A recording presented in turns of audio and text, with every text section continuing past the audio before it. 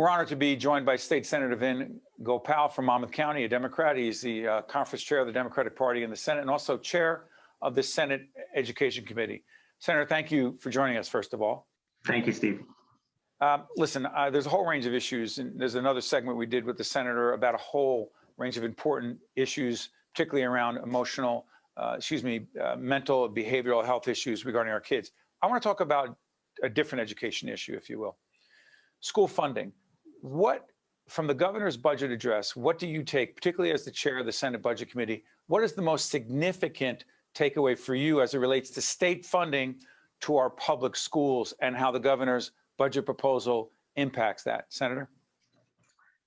So there are, historical and significant investments in public education in the tunes of tens of millions of dollars, probably the highest amount, full pension payments for our public workers and our teachers. So I think we're headed in the right direction. There's also a pot the governor put in for $20 million, which I hope the legislature will increase for those districts that did lose funding from the S2 school funding formula to apply for those funds. And I hope we will also see an increase. Former Senate President Sweeney championed the need to increase extraordinary special education funding. We're at about 90% right now. I'm hoping the legislature's budget will bring that to 95%. So optimistic. Unfortunately, you do have some districts around the state that lost enrollment over the last several years, so their funding has gone down. Senator, let me ask you this. It's been years that many people have talked about the need as it relates to, I'll connect property taxes to our schools, that the biggest cost, the biggest contributor to our property taxes is our local schools. Fair to say, Senator? Yes. Okay, so very small communities with one superintendent, one deputy superintendent, one high school, et cetera, et cetera. You get the whole idea. Many have argued that consolidating, merging smaller school districts will save money and potentially reduce the cost of government and, in turn, our local property tax bill. How serious is that effort in a state that is obsessed with, as you know, home rule, which is my kid will go to our neighborhood school in our town and don't mess with that? Am I overstating that, Senator?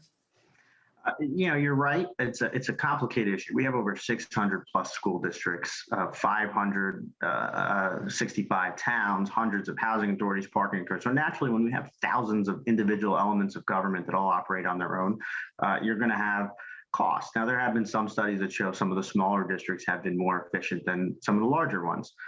That said, I think we need to look at all the services. That's what's crazy when all these different districts share snow removal, IT, healthcare contracts, waste management. That we're talking about thousands of different vendors that when we have 600 plus school districts all operating their own without pooling together, without doing bidding together, it causes real problems. Even looking at the cafeteria contracts, right. Everyone is negotiating on their own. So, Steve, it's the old saying, everybody hates Congress, but they always vote for their own congressperson. It's the same concept here. Everyone loves the idea of consolidation, just don't do it in my backyard. It's something we're going to have to tackle, but without a doubt, studies have shown there have been significant savings when we look to share services and or consolidate. Real quick before I get off this, should state government mandate, force, very small, based on a certain population figure, a certain number of students, force very small school districts to merge? Or should that be a voluntary effort? Right now, under the Senator Sweeney's former proposal, which I joined him, and Senator Orho, it was heavily incentivized. I'm not there on forced yet, but I think we need to start getting closer to it. I was very disappointed to see, even though the state was incredibly giving a lot of financial incentives for those districts just to study shared services and consolidation. Basically, the state would pay for the study on how few districts took advantage of that. So it's a big issue, and not to jump off topic, we'll look all across joint municipal courts. There's hundreds of areas we have to do this in, and the state needs to get more aggressive, and it's not going to lower the quality of services. Yeah, let me try that.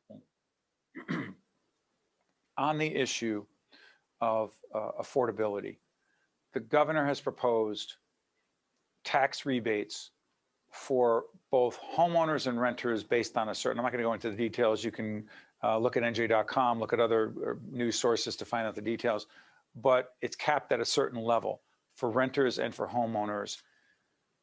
Do you believe, because we had your colleagues, Senator Bucco, a Republican, Senator Bramnick, a Republican, who said these rebates don't make sense, that we should, A, do it now. The governor's proposing we do it later in the calendar year, starting July 1st, which is the beginning of the fiscal year. But here's the point. They're saying that we need to give more money back, do it now, and we should not be sending checks to people. What do you think? I think it's a little hypocritical. We've seen elected officials in both parties. They're arguing for a tax credit, but go ahead. Yeah, we've seen elected officials in both parties do it. They have a point that we do need actual structural change, and this can't be a 1 or 2 time gimmick. But I do think absolutely rebates will help people. Checks in the mail will help people. People are struggling right now with inflation and high gas taxes and, of course, property tax. So it'll help. But that said, we should also be taking some of that money to see how we can put some permanent, long-term structural changes, whatever that looks like. Senator, I'll let you go in a minute. And by the way, the senator did 2 interviews with us back to back, so I can't thank him enough for that.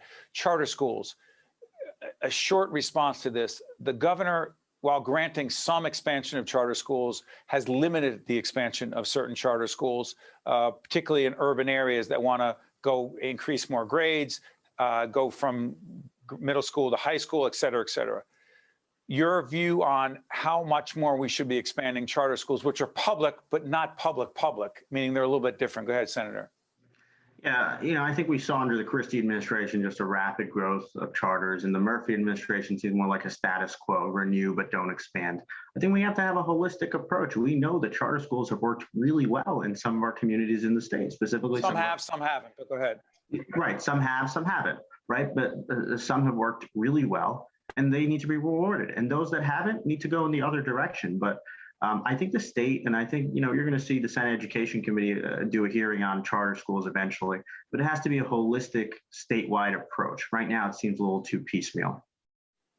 State Senator Vin Gopal, who is the conference chair of the Democratic Party in the Senate, and also the chair of the Senate Education Committee. Senator, I cannot thank you enough for taking this much time with us. Appreciate it.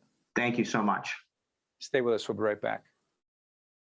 State of Affairs with Steve Adubato is a production of the CAUCUS Educational Corporation. Funding has been provided by the Healthcare Foundation of New Jersey, MD Advantage Insurance Company, New Jersey Institute of Technology, the New Jersey Economic Development Authority, Horizon Blue Cross Blue Shield of New Jersey, Veolia, Operating Engineers, Local 825, NJM Insurance Group, and by the Robert Wood Johnson Foundation.